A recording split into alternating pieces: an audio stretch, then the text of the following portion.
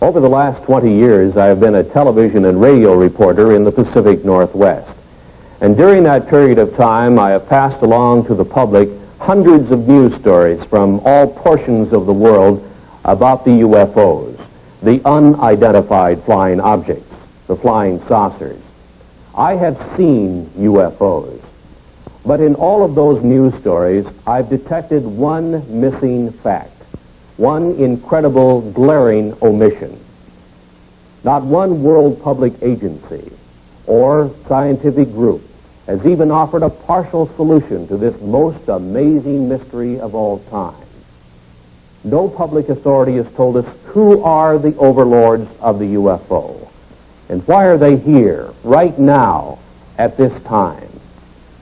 There is no Air Force defending any portion of this planet that can truthfully deny that the following documented incidents did take place and that similar incidents are taking place almost every day somewhere in the world. In the southeastern United States, military aircraft have disappeared, and UFOs have been connected with those disappearances. Near Pascagoula, Mississippi, 2 shipyard workers were taken aboard a UFO and given physical examinations. In 1976, in Kentucky, 3 women were taken aboard a UFO and terrorized while the humanoid crewman of the UFO gave them physical examinations. In Wyoming, in 1975, an oil exploration foreman, while elk hunting, was picked up by a UFO along with the elk and was medically examined and returned to the elk hunting area by the UFO crewman. In Arizona in 1975, while working in open country, Travis Walton was zapped away for 5 days and kept aboard a UFO. A few weeks previously, near Alamogordo, New Mexico, a member of the U.S. military was examined by the humanoid crewman of a UFO. Rather than reveal that fact, the U.S. military found duty for Staff Sergeant Charles L. Moody in Western Europe. Before the kidnappers of the UFO, humans seem helpless. The largest circulation newspaper in the United States offers a $1 million reward for decisive UFO information. According to UFO contactees, this is what a UFO humanoid crewman looks like. This is the best UFO photograph in the world. The military took it years ago, and kept it secret. NASA reveals its UFO policy. NASA astronauts have seen UFOs. You learn for the first time what the Air Force Academy teaches its cadet officers about the reality of the UFO. You learn UFO fact, not science fiction. In a surprise ending, you'll see the answers to this incredible worldwide UFO mystery. The origin of the alien intelligences who are the overlords of the UFO.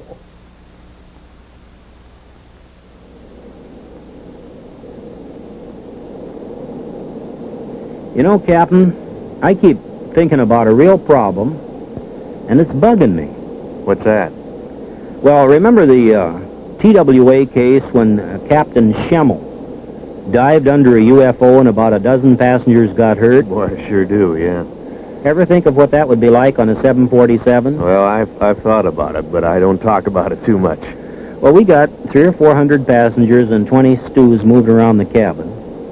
Most of the passengers don't keep their seat belts fastened. Now, if a big UFO came on a collision course, and with a 747 cruising at over 600 miles an hour, we'd have just a couple of seconds to take an evasive action of some sort, a dive or a zoom. 300 people would be smashed around and a lot of them hurt. Some could be even killed. You couldn't tell what would happen in that cabin. Probably panic. Well, panic at the least, but you know, even if you got control and got down okay, the airlines couldn't hide a thing like that. But the FAA doesn't want to hear about UFOs, and they don't tell us, that's for sure. Now, if we talk about UFOs to the news media, we somehow get blacklisted and our jobs are in jeopardy. As an airlines pilot, no matter how many UFOs I see in the air, I'm not telling anybody about it. In the last half of this century, there has been one mind-boggling giant of a mystery, which has overridden the knowledge gathered by mankind through the ages. There seems to be no answer to the reason for the appearances of the unidentified flying objects, the UFOs. Public opinion pollster George Gallup reports that perhaps 15 million U.S. citizens, scientists, and other responsible observers have seen the so-called flying saucers, the UFOs. Who are the overlords of the UFO?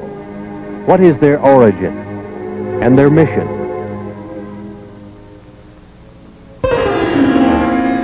On July 31st, 1952, in the Italian Alps north of Milan, engineer Gianpietro Mangusi took these pictures of the landing of a UFO on the rough ice of the Churchill Glacier.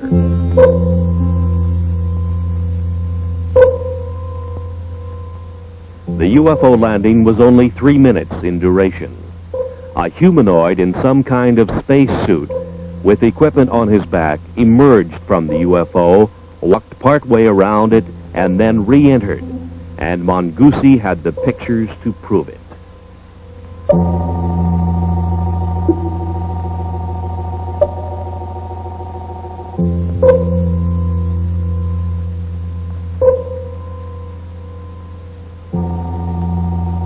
Verification of the origin of these photographs was made for the producers of this motion picture by a Swiss researcher and niece of psychiatrist Dr. Carl Gustav Jung, Miss Lou Zinstag.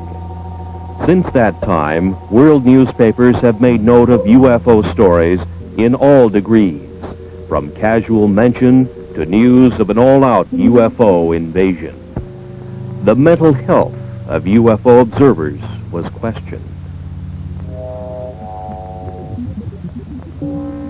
From 1951, another photograph of a UFO from Riverside, California, showing the very significant bell-shaped configuration with 3 spheres projecting from its underside. This is the most familiar type of UFO and has been seen and photographed worldwide by UFO researchers. Who are the alien intelligences behind this type of space travel device? Are the UFOs friend or foe?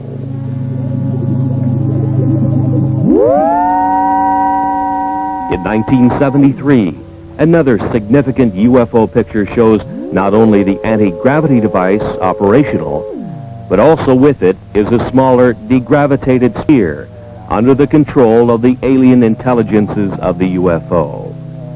Who are the overlords of the UFO?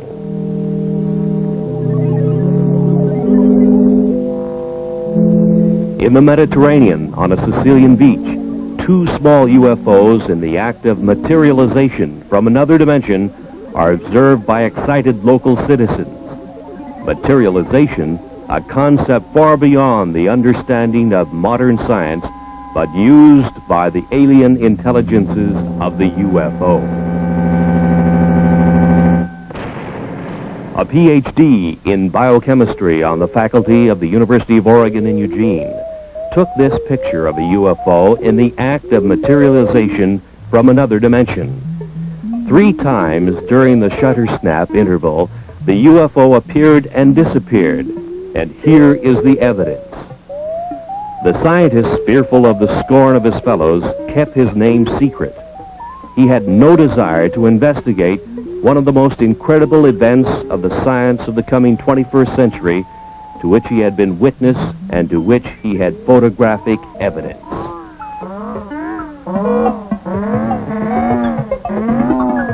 Kidnappings have occurred of military jets, people, and automobiles full of people. The military is helpless, and so are the police departments of the world. Where is the origin of the UFOs?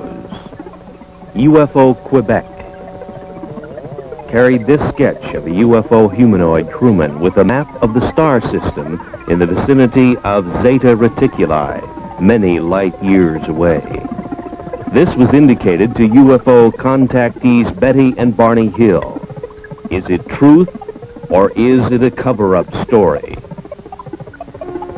2 UFOs over San Francisco, similar to UFO surveillance stories and photographs to come from every major city in the world.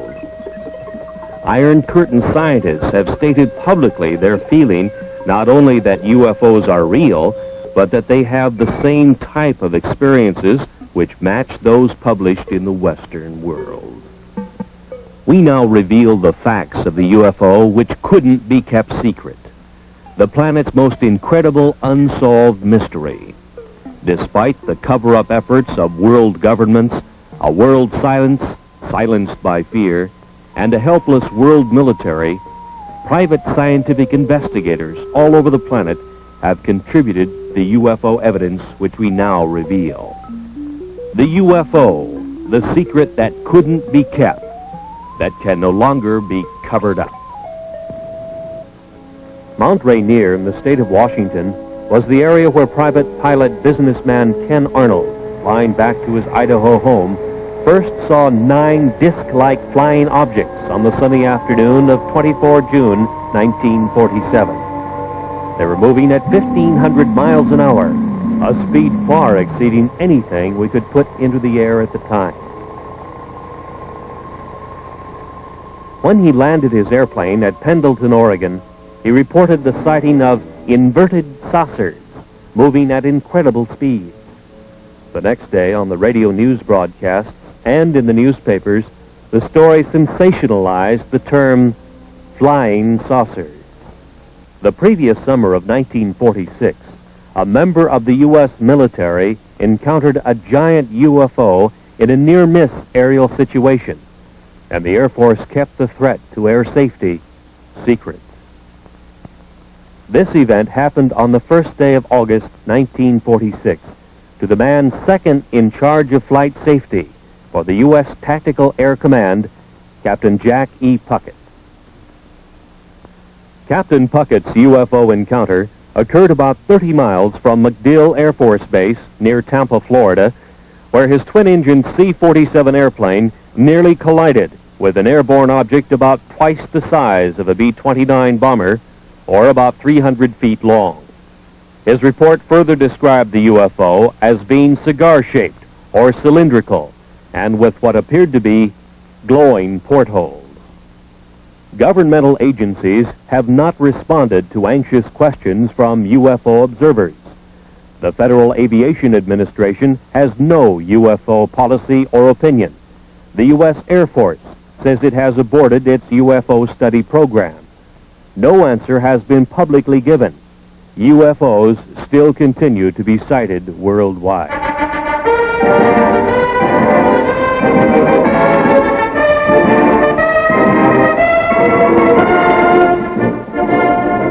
At the U.S. Air Force Academy in Colorado Springs, the cadets in training will become the officers who will police our airspace for the next crucial decade. While in the air, in the most complex airborne machines that our engineering science can design, they will encounter the far more sophisticated UFO, which worldwide research has now shown can disable the most reliable electrical and electronic systems of an airplane. The course of instruction at the U.S. Air Force Academy must contain some reliable information concerning the reality of the UFO. Of all government agencies questioned, the most responsive answer to that question has come from the Department of Physics at the Air Force Academy in a letter from its former director, Colonel Anthony J. Maione, who says in part, "In this text, an expanded section on UFOs and extraterrestrial life is included. The section attempts to provide a hopefully unbiased summary of UFO information and concludes, the best thing to do is to keep an open and skeptical mind and not take an extreme position on any side of the question." To further expand on the background we hope our graduates will have, we invited and had Dr. Stanton Friedman visit with us last April. During his visit, he presented 2 large audience lectures and 2 seminars, essentially in support of his subject, Flying Saucers Are Real. I hope you gather that we do make a continuing and real effort to provide our students with all views of current topics. They are expected to come to their own mature conclusions based upon the broadest foundation of knowledge and information that we can provide. Yours truly, Anthony J. Maione, Colonel, United States Air Force, Professor and Head of the Department of Physics. He tells of the text, Introductory Space Science, and reveals exactly what the cadets at the Academy are being taught about UFOs today.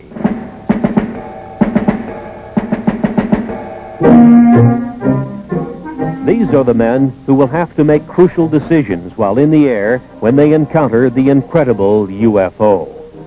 In the past, officers of the air forces of the world were given no instruction or any preparation whatsoever for this mind-chilling experience when they meet the spacecraft of the overlords of the UFO face to face.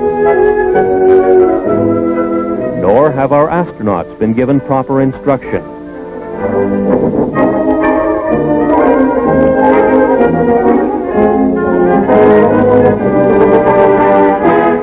From Introductory Space Science, Volume 2, page 466. We should not deny the possibility of alien control of UFOs on the basis of preconceived notions not established as related to the UFO. Our physics may not apply. From available information, the UFO phenomenon appears to have been global in nature for almost 50,000 years. Known witnesses have been reliable people. This leaves us with the possibility of alien-controlled UFOs by visitors to this planet from this solar system or other solar systems.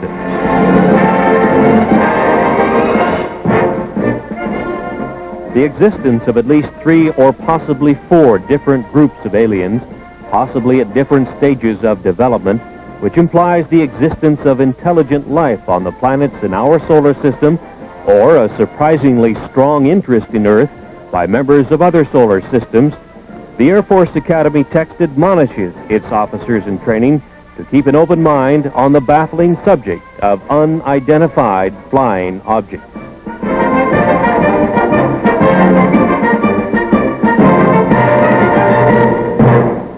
Maybe it's the honeymoon capital of this corner of the galaxy. Maybe the lecturer selected by the U.S. Air Force Academy to establish for their officers in training that flying saucers are real was Stanton Friedman. He had been appearing on the lecture circuit in various U.S. colleges as a UFO analyst with a high level of scientific training. keeping Friedman's tabs. academic background includes a bachelor's and master's degree in nuclear physics from the University of Chicago. His employment background included much high-level work in space science in the area of fusion rocket research and nuclear-powered aircraft. He was 14 years with such aerospace contractors as TRW Systems, Westinghouse, and General Electric. He says UFOs are the most challenging scientific problem of this or any other age. He made the following statements in public in Seattle, Washington, the home of one of the world's largest aerospace manufacturers, Boeing. The government has never really said what it's been credited as saying, that there are no flying saucers. They really word their press releases very carefully. The press takes it that last step. I think every government in the world has three major problems along these lines with regard to UFOs. One, they'd like themselves to figure out how it works, because it makes a great weapons delivery system. It makes anything we're flying look pretty naive by comparison. Two, you'd want to make sure that the other guy doesn't figure out how to duplicate their behavior, because then you have a defense problem. If he's got something that flies like these things, we got a problem because we can't handle it. And three, perhaps most important, a kind of philosophical political problem, as soon as it becomes obvious to the people on the planet and widely accepted that flying saucers are real and from off the Earth, there's going to be a push for a view of man as Earthlings, the people on this planet. Instead of I'm an American or Russian or Chinese, I'm an Earthling. There is no government that wants its citizens to owe their primary allegiance to the planet as opposed to the country. Nobody wants to give up their power. And you know, all these jokes about take me to your leader, that's wishful thinking. What's funny about those is that there is no leader to be taken to.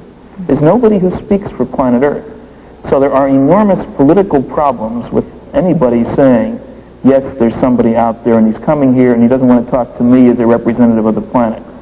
How do we choose who speaks for the planet? I don't know.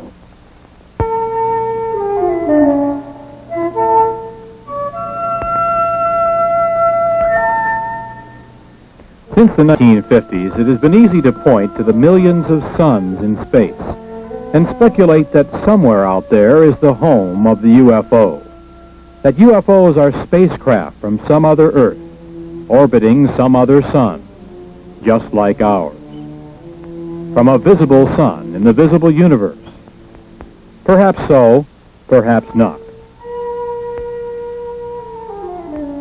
But the UFOs could also be from an invisible dimension, in the invisible portion of the universe, which our science cannot easily detect. Perhaps one or possibly both of these concepts will one day be the explanation of the origin of the UFO.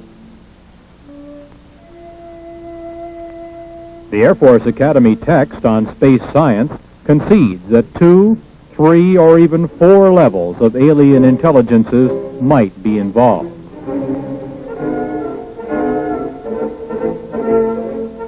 NASA at the Johnson Space Flight Center near Houston, Texas, only concerns itself with the visible universe, with aerospace contracts administering the manufacturing of visible metal vehicles, making visibly televised trips in the Earth-Moon area, and with probes within the solar system by unmanned devices.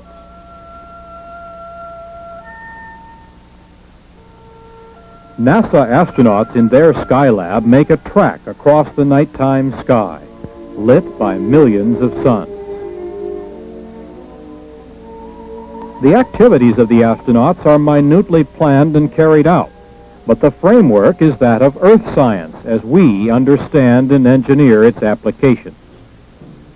There seems little room for productive scientific speculation, perhaps because of the $38 billion NASA space budget, which is highly criticized in many quarters.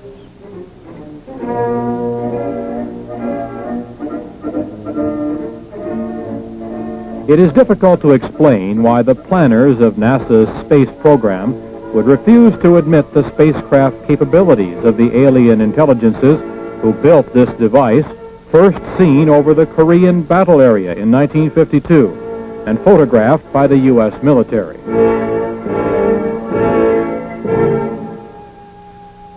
This picture was available to NASA. Obviously, it is not a picture of anything manufactured by humans on this Earth.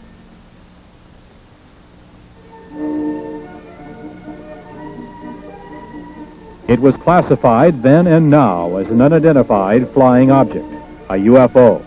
Can we now identify it? Is this actual photographic evidence that proves that alien intelligences use a spacecraft like this to travel from their dimension to our reality? Is a Watergate-type scientific cover-up involved? Let's now examine that possibility.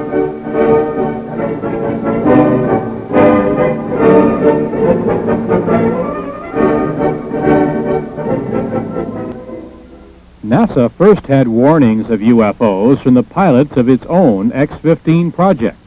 The X-15 is a rocket-powered airplane which is launched high over the desert test area in California. The B-29 bomber is the launch vehicle which takes off, flies to its highest possible altitude, and then launches the little rocket-powered airplane. The test pilot gives it power, and the airplane goes through its maneuvers. Various complex engineering problems are worked out by such testing. And the engineering flight test pilot is one busy man.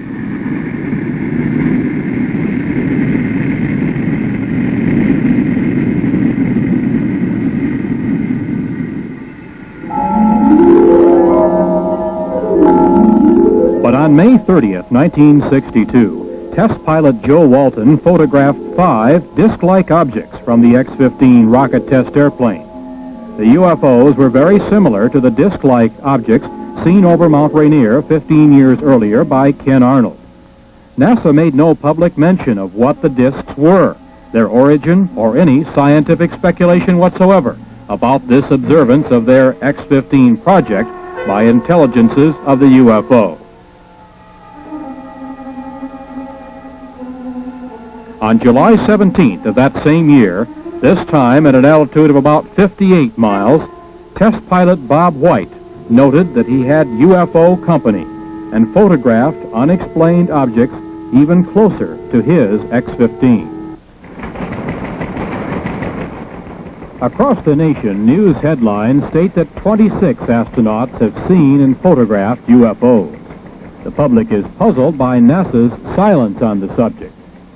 The producers of this motion picture were answered on 2 occasions by high public affairs administrators of NASA, who stated, "It's not in our charter to investigate the UFO."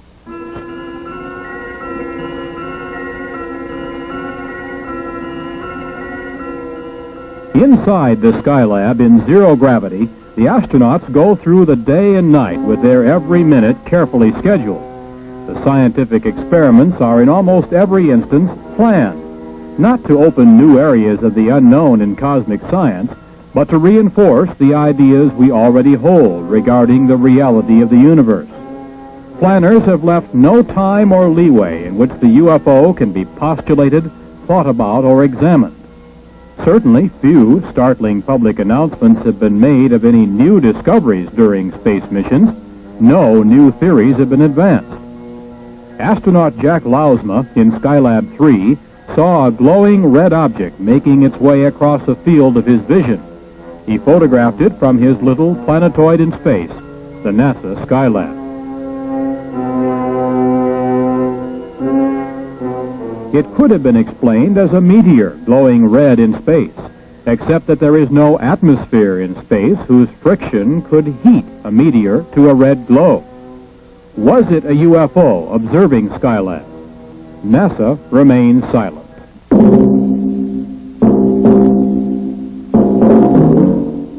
Complex instrument packages such as Explorer 10 vanish in space.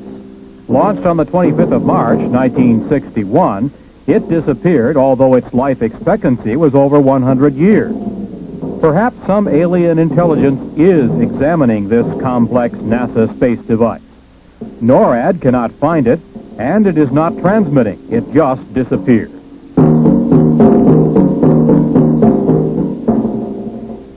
What is the photographic evidence that UFOs are watching our every space move? Why is it so hard for the project managers of NASA to accept the reality of the UFO? Is there a high-level scientific cover-up? And if so, why? Governments are charged with upholding the law, And no law on Earth is more basic than the law of gravity. No wonder the obvious anti-gravity capability of the UFO makes governments uncomfortable. Bravely, some astronauts have stated that they believe in the reality of the UFO and the capability of the UFO to defy gravity while our giant rockets consume enormous amounts of fuel, putting a simple space capsule or Skylab in orbit. In the dark blue of space, in silence orbiting the Earth, the Skylab is the planetoid home of its crew. The crew is like the NASA test pilots in the X-15, busily occupied and concerned with the scientific work outlined for them by their NASA masters. Life support in Earth orbit is a scientific victory in itself and a major achievement for Earthlings. But outside alien intelligences are again observing the progress of man from Earth. 2 UFOs are photographed by an astronaut during a spacewalk. The hatch is open. The astronaut is working his problem. Again, 2 UFOs flit by. Just moving lights, something that could be easily ignored unless we obtained other pictures and other explanations. Actual pictures which could identify the UFO as a solid object with a mission and under intelligent control. One of the most remarkable instances of UFO photography took place in 1968, here above the Boeing Space Laboratory, south of Renton, Washington. Several photographs were taken of a UFO by then 14-year-old Scott Silty.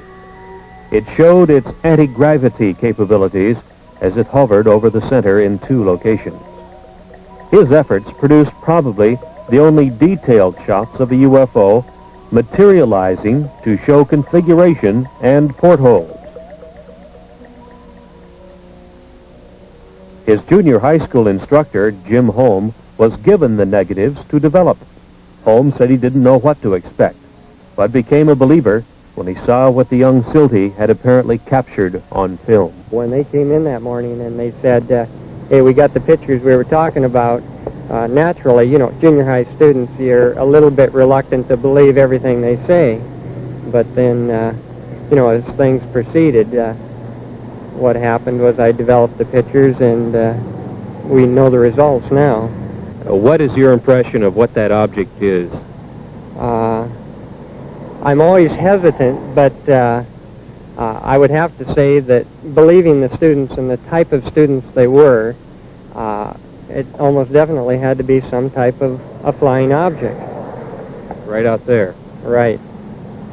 And it's a little eerie. The thing that shook me up at first is I was reluctant to believe them. And when I printed or developed the film, I really couldn't see that much. But I was shocked. I have to admit, I was shocked when I put it in the enlarger. And through the enlarger, I could see a great deal more of what the object looked like. Like the portholes. Right. That was, I would say, the portholes was the most shocking part, because then it looked different than just a glow in the sky in a certain form, like you always hear the thing, you know, swamp gas and that sort of thing. But no swamp gas is going to have portholes or a configuration geometric the way that was. One man who has spent the last 25 years researching and keeping track of UFO sightings in the United States is Seattle fireman Robert Gribble. He has spent spare time gathering all data possible that will help him keep track of when and where they take place. The pins on this map indicate sightings in the U.S. for just 1 year. Over the past quarter century, he has come to some conclusions based on the number of sightings he has recorded. We have received and recorded some 30,000 sightings since 1955. Have you noticed any particular patterns that develop in pinpointing the UFO sightings on these maps? No, we have found no marked pattern, although we do believe that they are following 2 procedures. One, a surveillance of the land areas, a very close surveillance, and a close surveillance of the people, and it seems to fluctuate from one to the other. Now, through all these years of research, you must have drawn some conclusions about what they are, what the UFOs are. Well, we firmly believe that what the people are seeing and those objects which we have classified as unknown are actually vehicles not manufactured on this planet. How can you draw that conclusion? How do you know? Well, the vehicles have been seen in the United States, and there are good records of this for the last 200 years, and actually the records go back into history for some 3,000 years. The same things that were seen then are being seen today. We understand that there are several hot spots in the United States, UFO sighting areas, and one of them happens to be in the southwestern United States in Utah. There have been a tremendous amount of sightings in the southwest over the years, with a very large concentration in the Utah area.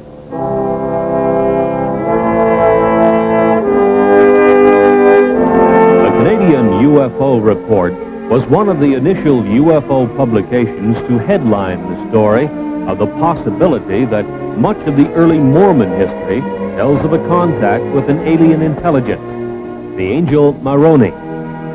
It opens the possibility that the founder of Mormonism, their prophet Joseph Smith, may have been one of the greatest of UFO contactees.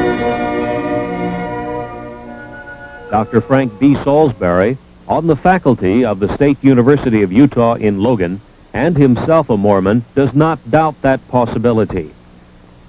He has stated publicly that he believes that his UFO study has established the probability that the Earth is being visited by UFOs that seem to be using the isolated area of eastern Utah as an Earth base.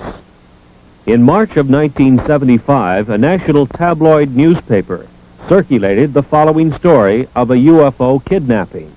The producers of this motion picture interviewed Carl Higdon, who furnished the artist's conception of the android crewman from the UFO who kidnapped him and took him aboard the UFO to elsewhere. Higdon was given a physical examination in a tower by a huge TV-like eye, rejected, and was returned to the elk hunting area in Wyoming, where he was picked up. While on his 8-hour UFO trip, he encountered a teenage boy, 2 young girls, and a man in his 60s, also guests of the UFO intelligences. Upon his return, he suffered radiation symptoms with itching skin and burning eyes. Area Sheriff Ogburn and his deputy Ed Tierney investigated the incident. So did Dr. Leo Sprinkle of the University of Wyoming, who gives us this professional opinion as to the truth of this verified UFO kidnapping. To whom it may concern, my impression of Carl Higdon is that he's a man of integrity with average education, but a keen sense of curiosity about the world around him. He's an outdoors man and seems to have developed good skills at estimating size and distance. Although the sighting of a single UFO witness often is difficult to evaluate, the indirect evidence supports the tentative conclusion that Carl Higdon is reporting sincerely the events that he experienced. Hopefully, further statements from other persons can be obtained to support the basic statement. Respectfully submitted by R. Leo Sprinkle, Ph.D., the University of Wyoming in Laramie.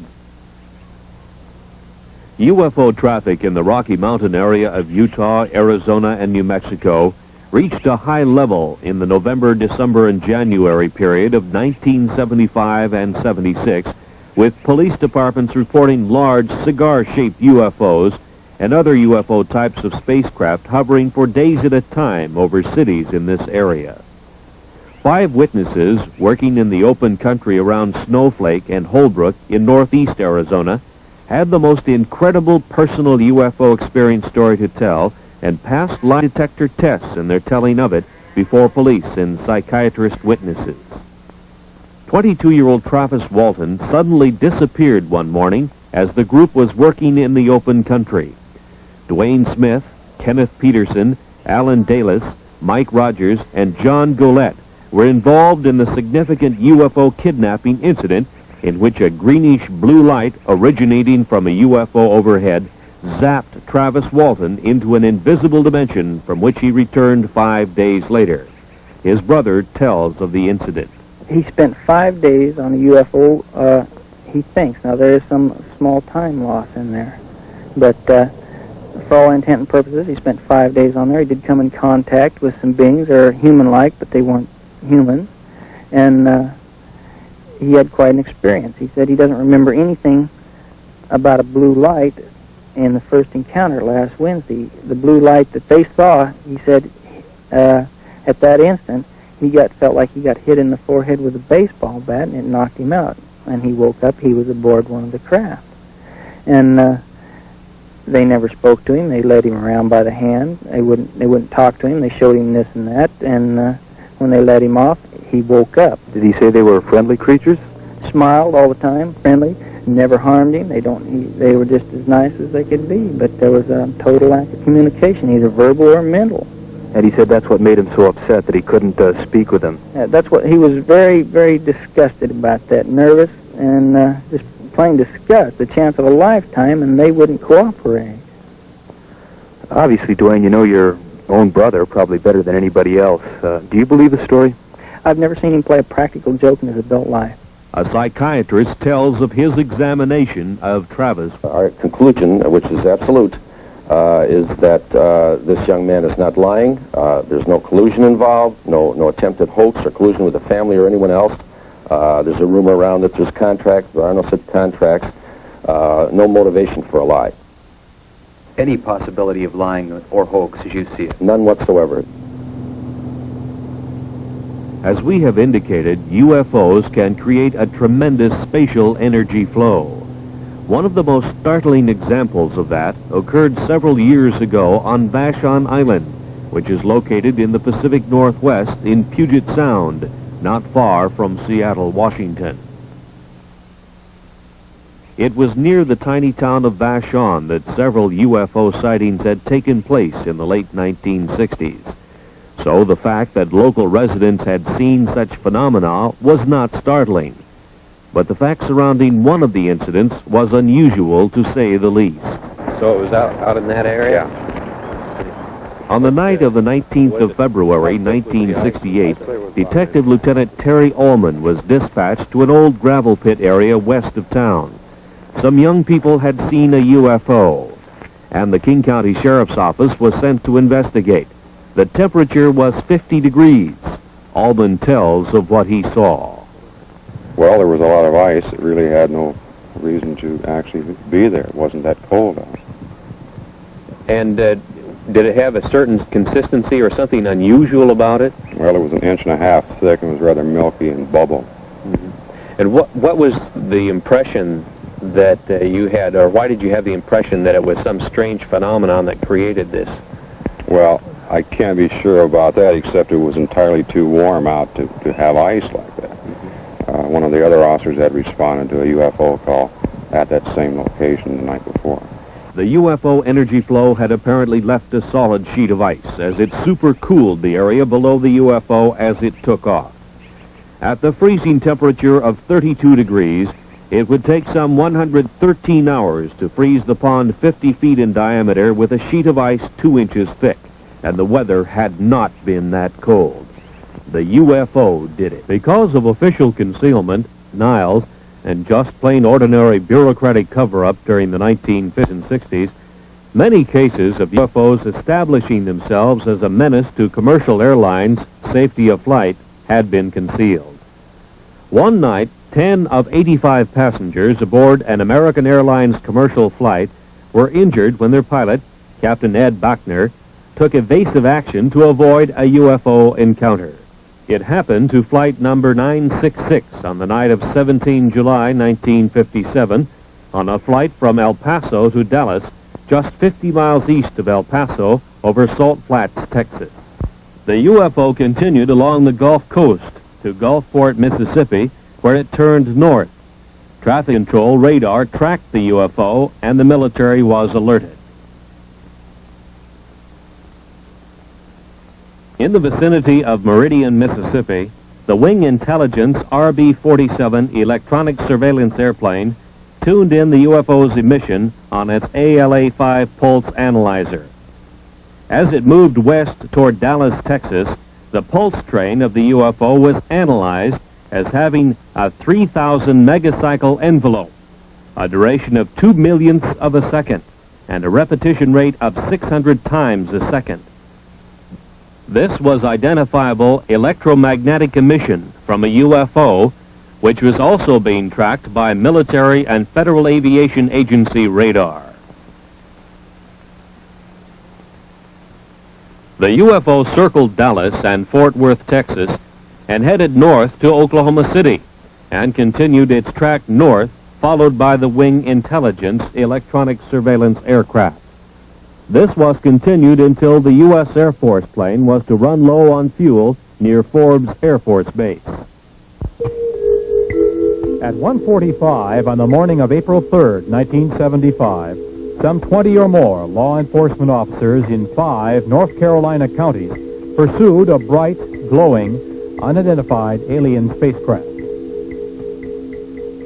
Newspaper headlines told of a major incident which was, in effect, kept secret from the rest of the nation. Newspapers, radio, and television all over the world remained silent on the stories because wire service editors did nothing to emphasize their significance.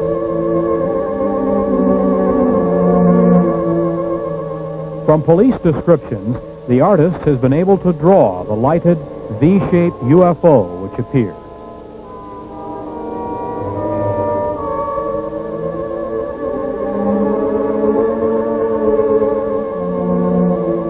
No responsible agency gave to the public any scientifically supported explanation of the origin or mission of the alien space travel device.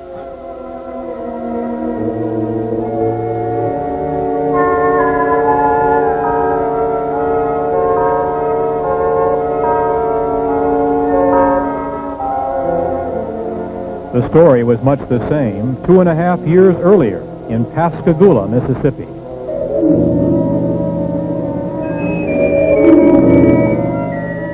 The Pascagoula Press first headlined the story October 12, 1973, and told the nation about 2 shipyard workers, Calvin Parker and Charles Hickson, who had their fishing trip interrupted by a glowing, blue-lighted UFO which landed near them.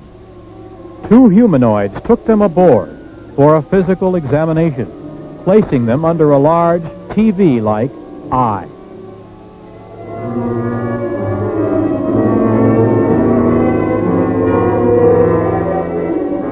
Scientists were quoted as saying that the UFO report was true. NASA was supposed to probe, but didn't. Federal agencies were asked to investigate, but didn't.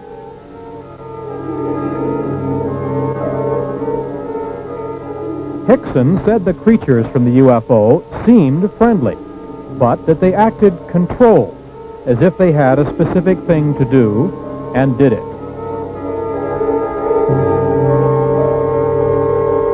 They were about 5 feet high, pale and ghost-like, with crab-like hands and rounded feet.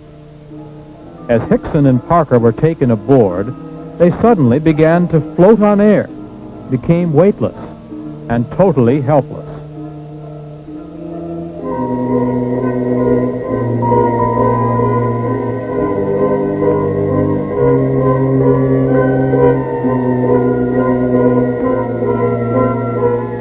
In the Gulf South, from Louisiana to Florida, hundreds of reports to police and sightings by police officers told of UFO activity that same night.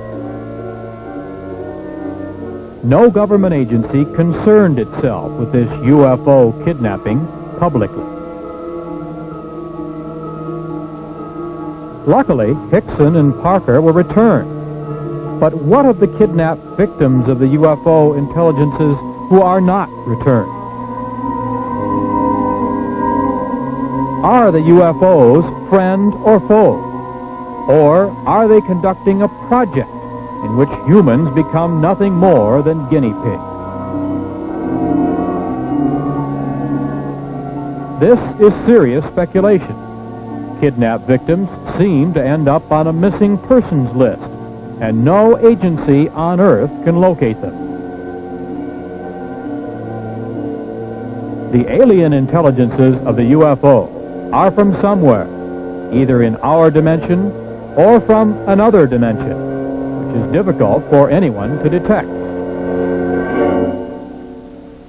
Misunderstanding the complete dominance of man by the UFO intelligences led the city fathers of Ocean Springs on the Gulf Coast to seriously decide to solve the problem by passing a law prohibiting the landing of UFOs in that area.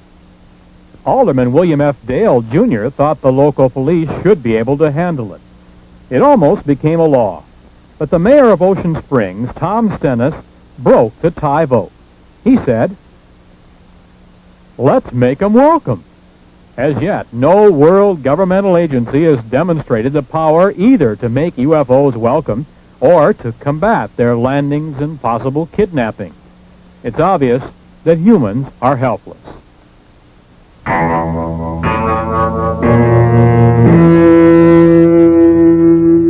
Since 1966, the very competent scientific analysts of the British publication The Flying Saucer Review have been assembling all available information about alien intelligences who have made repeated UFO landings in the high Pyrenees Mountains between France and Spain. So have the defense authorities of both nations. The UFO intelligences claim they come from what we know as Star System Wolf 424, some 14.6 light years from Earth, 90 trillion miles. Near their home planet, their UFO space travel device enters a black hole in space. A giant energy whirlpool vortex which hurls their spacecraft into another dimension in which time hardly exists. From this, they emerge into our dimension, into our solar system, and proceed to their expeditionary target, Earth.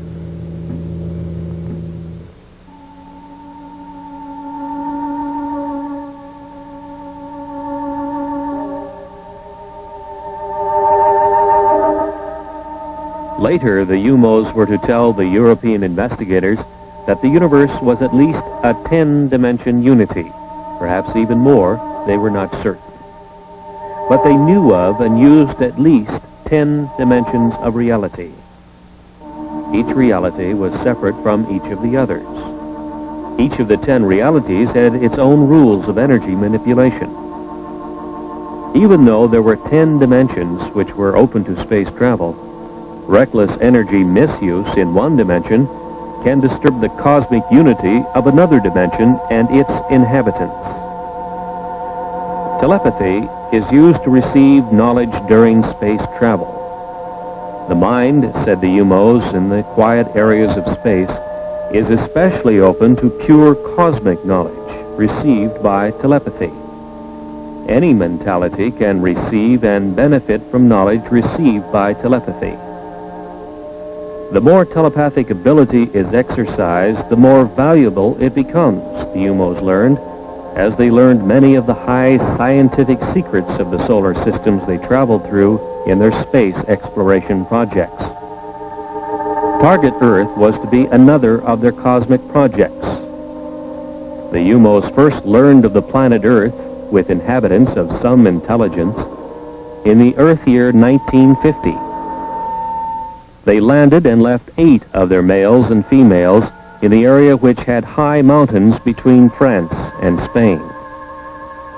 Since that time, they have studied the new planet and the method of mental understanding used by its inhabitants. They found Earth science could not account for cosmic beings like themselves. They have carefully made themselves known to certain people of France and Spain, about 30 in all. They have tried to understand the limitations which exist in the mind of man. They find human knowledge inadequate and much inferior to the cosmic understanding, which permits space voyages between the UFO position in the universe and the Earth.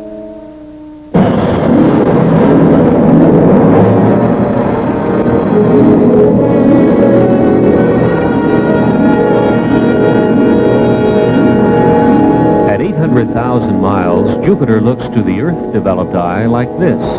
To the UMO, perhaps different. Jupiter's moon, Ganymede, is some 8,000 miles away and moves in its orbit. Its diameter, 3,000 miles. The UMO intelligences took a heat measurement of the Jupiter hotspot. They compared the measurements to that of the surface of their sun and found it about the same. The other Jupiter moons were identified: Europa, Amalthea, Callisto, as they were named by Earth astronomers.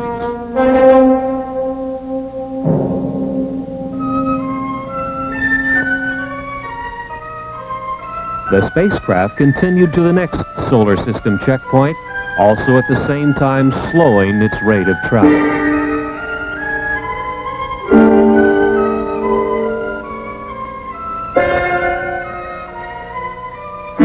Saturn was identified with its strange moon, Titan. Titan rolled along the equatorial plane of Saturn like a wheel on a road. The UMOs identified its atmosphere, methane. In the vicinity of Saturn, they tuned to the history and the totality of knowledge of the solar system, accumulated since the time the sun was born. Knowledge lost, and knowledge still used, and knowledge to be rediscovered. It was from this Saturn knowledge store that the UMO intelligences learned of humankind's achievements and failures. They learned, too, of the state of development of the plant and animal life and all details of Earth and the other planets. They continued their journey past Saturn, its bright rings shining a dark space blue in the Titan sky.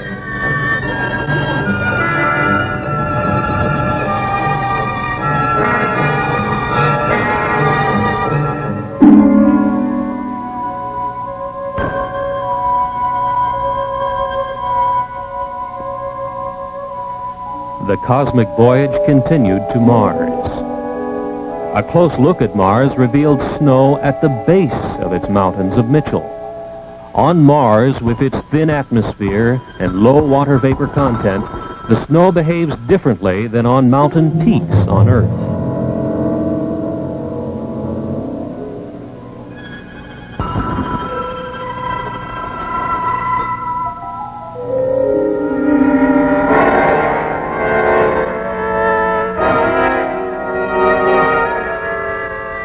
Leaving Mars, they passed scarcely 100 miles from Phobos, one of its two moons. 4,000 miles above the red storm-swept planet, Phobos is a dark clump, only 16 miles in length.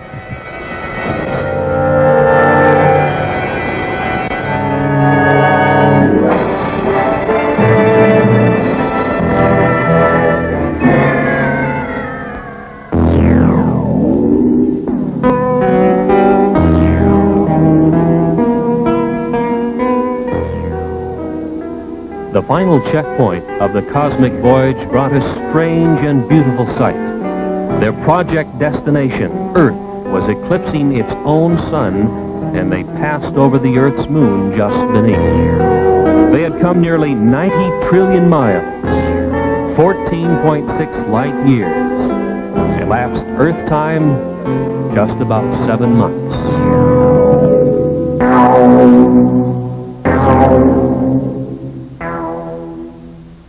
Came now the moment to synchronize the UMO UFO's space travel time with the time of the expedition's target, Earth.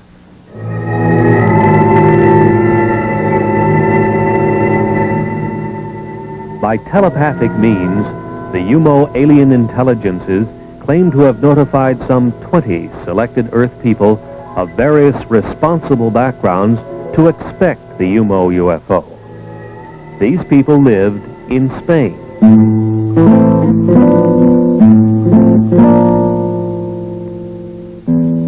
The British Flying Saucer Review headlined an attempt by the Spanish Air Force to intercept the UMO UFO.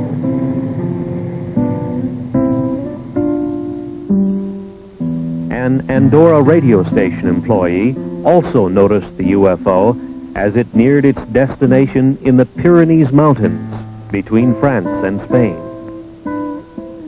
The UMO spacecraft, after its cosmic voyage, became visible over the Pyrenees Mountains. and the IH superimposed marking, unlike any alphabetical symbol on Earth, was photographed. The first pictures taken were from the ground near the outskirts of Madrid on February 6, 1966, and again on the 10th of June, 1967.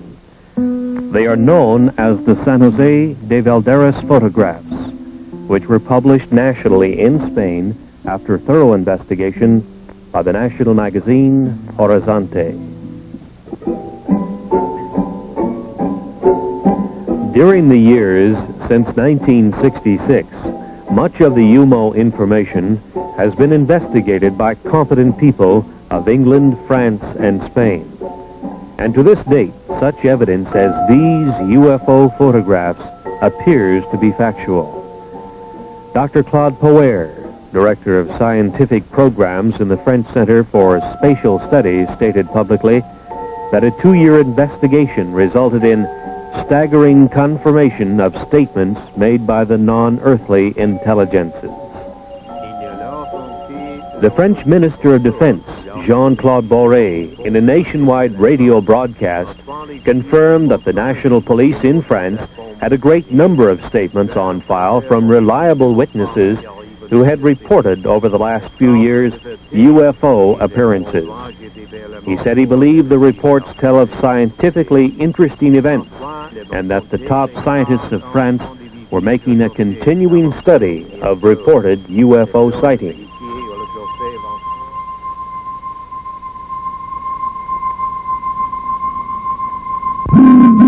From those files comes this photograph of a UFO taken at night as it was tracked across France. This is known as the Valençol UFO. The device is emitting brilliantly colored radiation and seems solid. If so, it is obviously capable of defying gravity. The French defense minister says that this type of appearance is being studied seriously by French science. Not so in the United States, where even the anti-gravity capability of the UFO is being ignored by official science.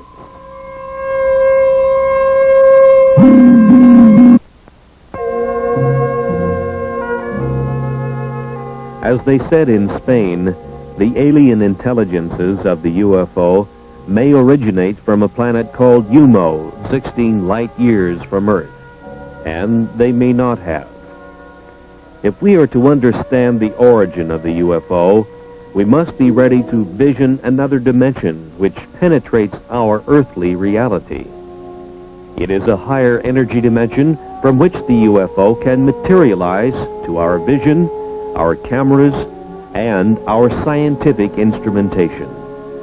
It is back into this higher energy dimension that the UFO returns to report to those who sent it out. The crew of the UFO is an especially designed robot humanoid which was produced to do its job in both dimensions. Target Earth is a long-time intelligence and sample gathering project of the aliens of the UFO. The incredible energy manipulation which enables UFOs to move between dimensions seems to occur underwater.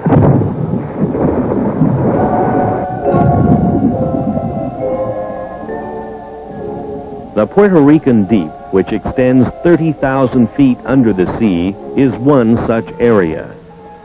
Seawater covers 2/3 of the surface of the Earth, and in that water lives one of the Earth's most intelligent and environmentally adjusted creatures, the dolphin. The dolphin's brain is substantially more complex and in some ways superior to the brain of man. The dolphin's telepathic ability is highly developed, and with it he excels at communication with other dolphins. Today, the Canadian-edited UFO report and other such publications are the only other mediums which have carried stories which have filled the Venezuelan newspapers and tell of UFOs which emerge from under the sea off Puerto Rico and continue to the U.S., South America, and Europe. Undersea disturbances of a major nature have occurred in this area for many years. The National Oceanic and Atmospheric Administration's NOAA satellite had communications blacked out many times as it passed over the area some 800 miles up in its orbit, reported Dr. Wayne Messigian of Longwood College in Farmville, Virginia. In 1945, the U.S. Navy lost 5 torpedo bombers and a large 4-motored flying boat searching for the lost Navy pilots. Commercial and private airplane pilots have seen their aircraft under this strange influence lose instrumentation and electrical control. Airlines issue denials and pilots are afraid to talk in public because of fear for their jobs.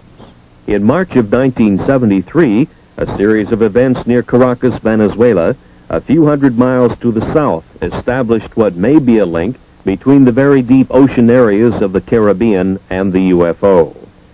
On March 22nd, hundreds of people witnessed a pair of flying objects trailing blue smoke as they approached from out of the sea and then hung motionless near the Caracas airport. Then, with a shrieking sound and a burst of orange flame, separated and vanished, one to the east and one to the west. For the next 9 days, UFOs rose out of the sea, hung in the air, remained motionless, and in various manners cavorted over the metropolitan city of Caracas, Venezuela. The Caracas newspaper, Ultimas Noticias, carried the UFO stories and reached the conclusion that thousands of its readers are now convinced that by evidence of their own eyes, UFOs have an undersea base in the Caribbean. UFO traffic into and out of the sea was seen by hundreds of witnesses. Other water areas have also been the site of UFO traffic. Teleportation occurs in the vicinity of a UFO. In May 1968, a well-known Buenos Aires attorney, Dr. Gerardo Vidal, and his wife and children, in a Peugeot 403, were teleported 4,100 miles by a UFO and put down near Mexico City unharmed. This Ford was teleported hundreds of miles in South Africa because it was near to a UFO which degravitated it and transported it, says the Flying Saucer Review. The aliens of the UFO are energy manipulators of a very advanced nature, far beyond our science. In the search for the method of communication with alien intelligences of space, such as the Overlords of the UFO, some of the most significant work in the world has been done by Dr. L.G. Lawrence, president of the Ecola Institute of San Bernardino, California, a research foundation. Dr. Lawrence is one of the world authorities on the use of biological sensors, such as that of the friendly laboratory philodendron, which senses the pain of Dr. Lawrence. As he purposely burns his thumb on his hot pipe bowl, the biological sensor, the plant, reacts with a squiggle of recognition of Dr. Lawrence's pain on the laboratory instrumentation. This is known as the Baxter effect. Dr. Lawrence developed his 3-ton stellatron for sensing biological messages which might be running free in the universe. He sets it up in remote areas, and it is shielded from all electromagnetic radiation, such as all radio and TV radiation, for instance. It can be influenced only by the etheric or bioplasmic pulses that influence plant and animal life. On October 29, 1971, and again in April 1972, on the Mojave Desert in California, intelligent communication from the direction of Ursa Major was received. One star of that system we know is the North Star.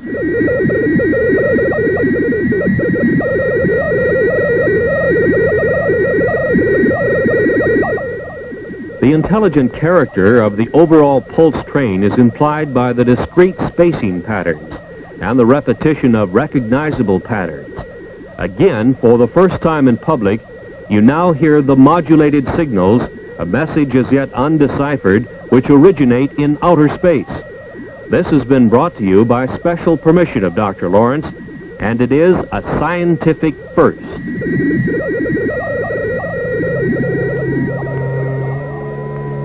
Dr. Lawrence reminds us that radio telescopes, such as this giant multi-million-dollar installation in Puerto Rico, have had no results whatsoever in either sending or receiving messages in space. Radio telescopes seem useless in receiving cosmic messages, probably because they are looking and listening to the wrong possible sources. He recommends biological sensors instead. His low-cost equipment has resulted in a tape recording of interstellar communication, and it is on file with the Smithsonian Institution in Washington, D.C. There is perhaps no more convincing witness to the UFO than the world-famous Israeli psychic Uri Geller, whose mind-boggling extrasensory powers have baffled millions of people all over the world. Geller believes that his powers are not unique to him, but are instead proof that energies exist in many different ways than those now known to science. Later, we will see Geller demonstrate his bioenergy powers before a live audience.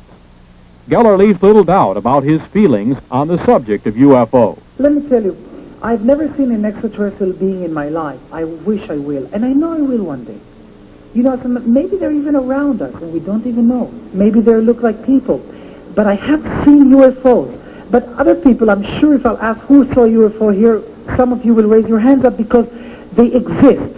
I shot pictures. As a matter of fact, I had a fight with my publisher because I wanted to publish the picture of the UFOs that I took in the book, and he said no because it cannot be, it will be against your credibility. And I did it in the end because I'm not going to back away from the truth. I once seen... 1 minute. I once drove in the Sinai Desert. Do we have another minute? Yeah, go ahead. I once drove in the Sinai Desert, and believe me, with a high colonel and his driver, me and a doctor. And suddenly, in mid-air, in Sinai Desert, it's clear, it was 5 o'clock in the afternoon, we saw this huge object that looked like a cigar shape hanging in mid-air. And let me tell you, it was as big as 3 New York blocks, and it was dark. It didn't look like a flying saucer. It looked like a cigar shape. And I was shocked. And immediately, I get goosebumps when I talk about it. I told the driver, please, look what, and the colonel, and you know what? They didn't see it. And they said, what are you looking at? I said, my God, can't you see that thing in the sky?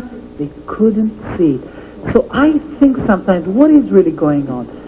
Is it really implanted in my mind? Is it really not out there and only, or is it there and only the people who believe in it can see it? I don't know. There are questions that I can't answer myself.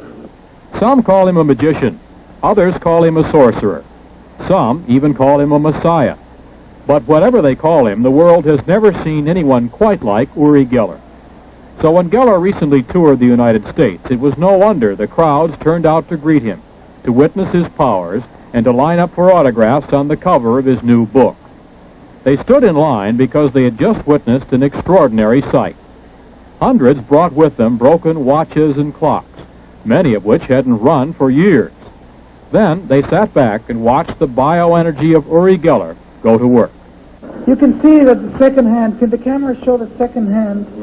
That'd be a tough shot, I think. I don't know how to show it, but it's not working, but tell me to... So whatever, it's not digging. He is working with, I've just got a whole huge handful. How many there? Maybe 10. I don't know. Let's go. This is what I want you all to do now, and I know it looks silly. I'm going to shout 1, 2, 3, and all of us are going to shout work. I mean, we're really loud and really talk to these watches because that's the way it works. 1, 2, 3, work! Listen a little louder. It's your watches, you know. We may have blown out the transmitter, I think. One more time. 1, 2, 3, work! Hold it for me for a second. Okay. Now what I do is I sort of finally put an energy into it, and I say work, and I just talk to these watches, his left hand over and I'm sure most of them will... And just clenching his fist. He's clenching his fist over and over just above the watches. No. It's working. This is working. It is. Okay, here's a watch that's working. Another one is working. Hand them to me and I'll try and identify the watch. It's a very ornate... This is also working. Jewelry, bracelet watch is working. The second hand is sweeping along on this... It's working. It's working. Here's another one. Working. This is a Timex. Here's a Seiko watch. Goodbye. Now wait a minute. Then, while hundreds watched and thousands more listened on radio station KVI, the city of Seattle witnessed the power of biological energy in an even more convincing form. This is what I want you to do. I'm holding these keys in my hand very, very gently. And what I want you to do, Ken, is put your hands on these keys, cover them, and start with, cover these ones. No, not very, very gently like that, and the other one. Now, this is what I do. The little boy that's helping Uri has his hands covering the keys that are in the palms of Uri's hands. And by the way, these keys are not mine. And I'm concentrating now, and I want something to happen. Can if you feel anything in any hand, tell me. If you feel any tingling sensation or heat or... Where do you feel it? The keys are in Uri's hands. The little boy is holding his hands over the keys, but... All right, now start concentrating, Ken. What you will have to do is you have to say Ben. I hope you have enough feeling there, because I don't know how long this will take. Uri's hands are flat.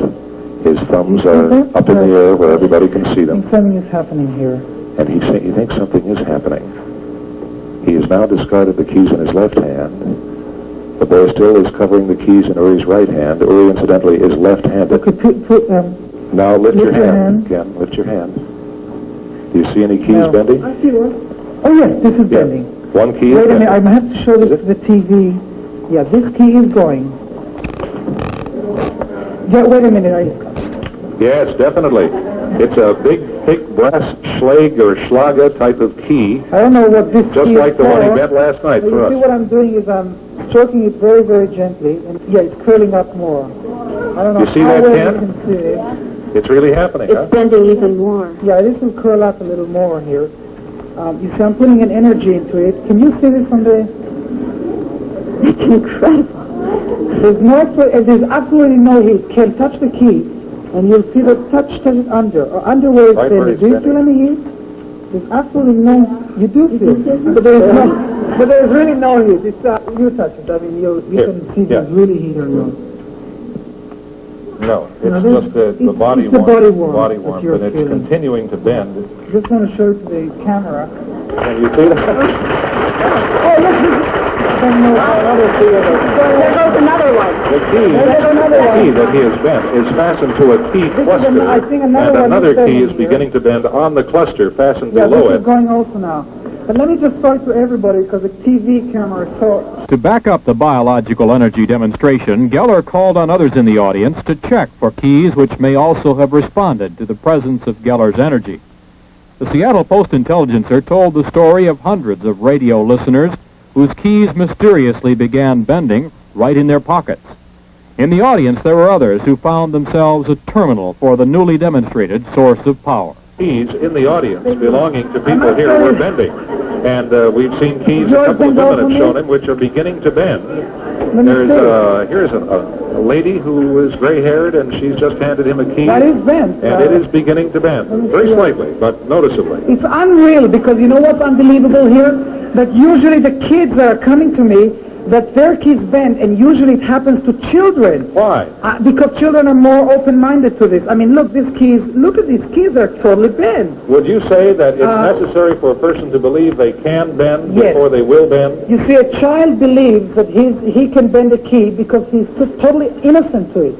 He totally believes that his key can bend, and it does. And it starts, and look, I mean, these keys are, I mean, you can't use these keys anymore. The scene is in the southeastern United States, and the photographer, Todd Anthony, is out to take his first trial pictures with his new 8mm motion picture camera. He goes to his local airport to photograph the action of a commercial airliner making its landing.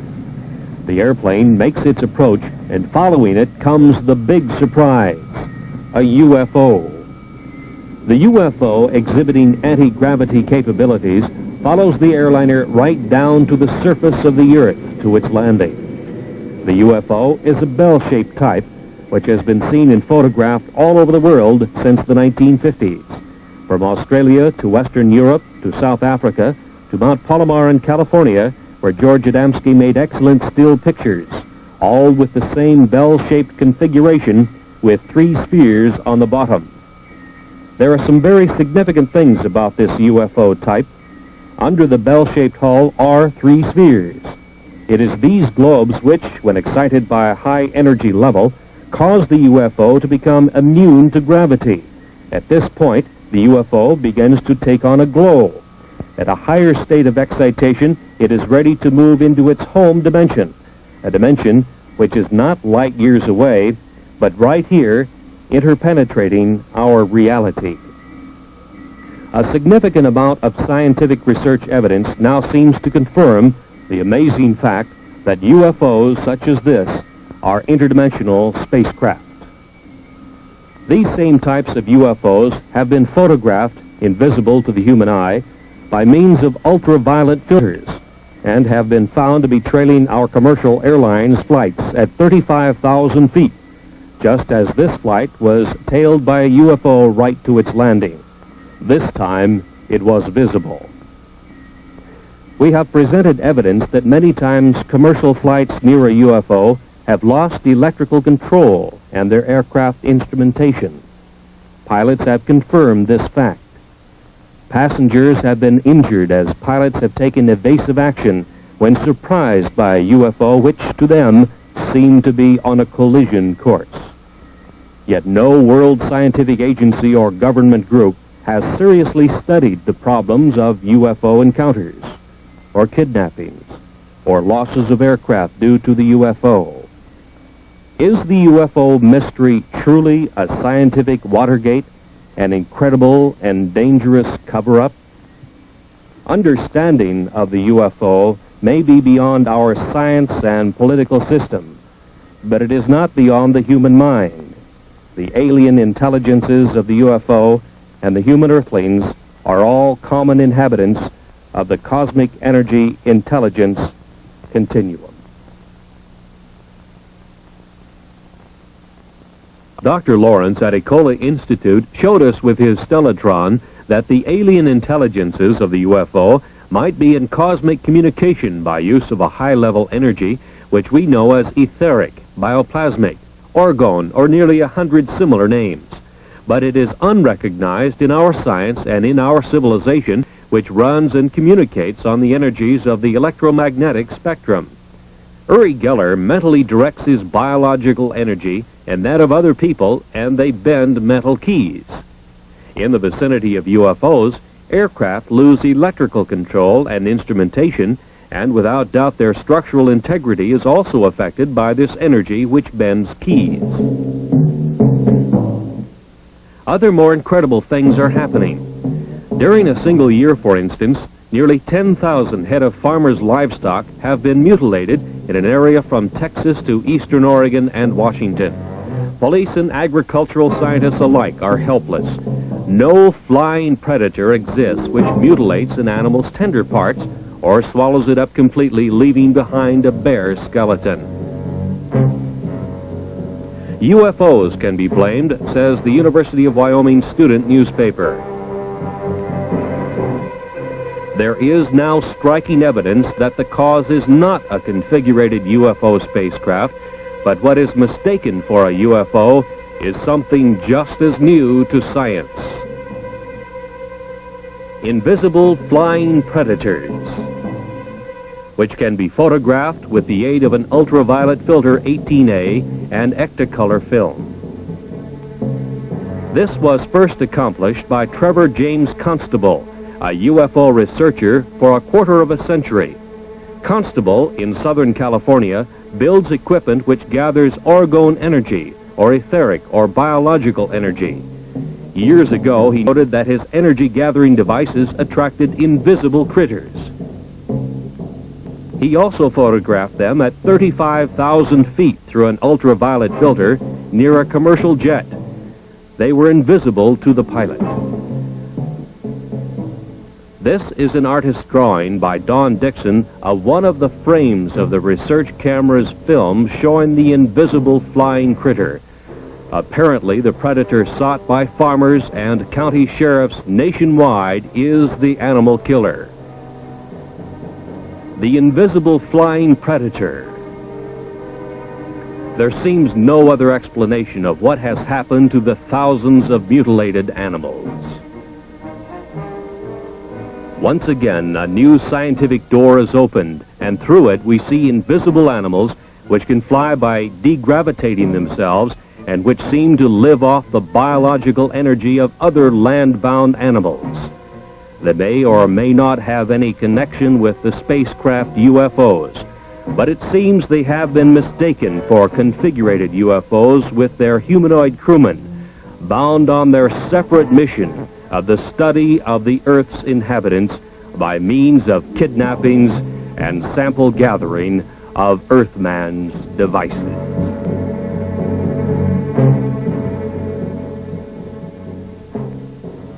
In the U.S., it is at Federal Aviation Administration flight centers that air traffic controllers are trained to handle the routing of aircraft in the nation's air lanes, so as to keep constant eyes on the safety of flight procedures.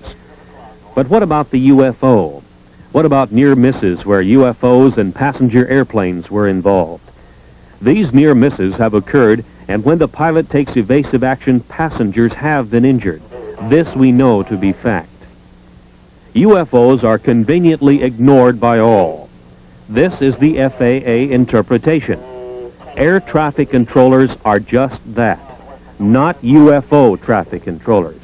UFOs are ignored in the FAA procedures, even though it can now be proven that not only have near misses occurred, but that aircraft have been lost in the powerful energy fields of the UFO. The UFO problem has not as yet been permitted to be properly studied. Truly, is this expensive and complex world air traffic control system really adequate?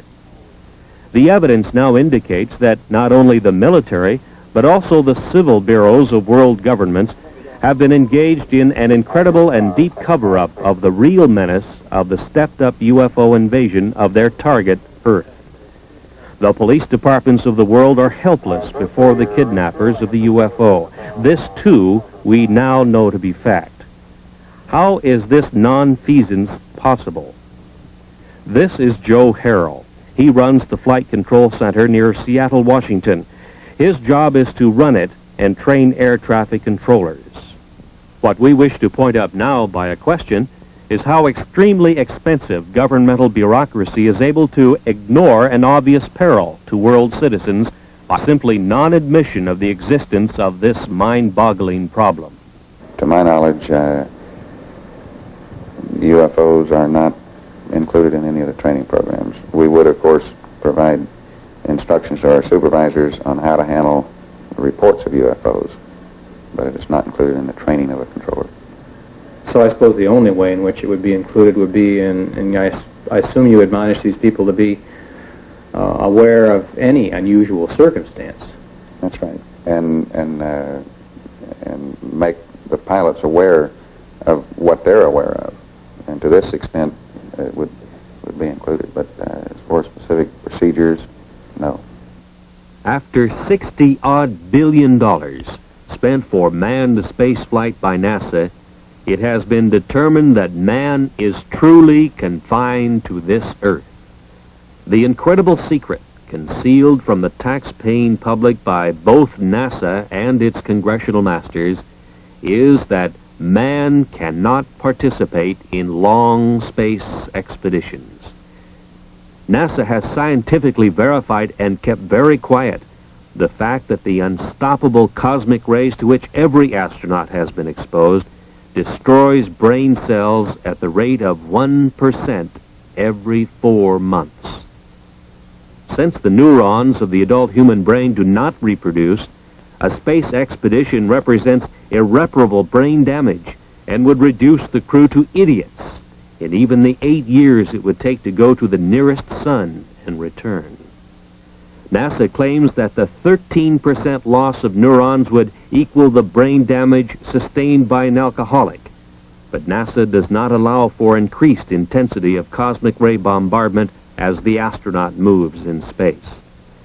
NASA must now admit that man cannot travel far in space because of significant brain damage which he will undergo. The main building of a graduate university of advanced study in Switzerland near Basel is Das Gotienum, acclaimed by architectural students and professional architects as being a space shape of striking originality.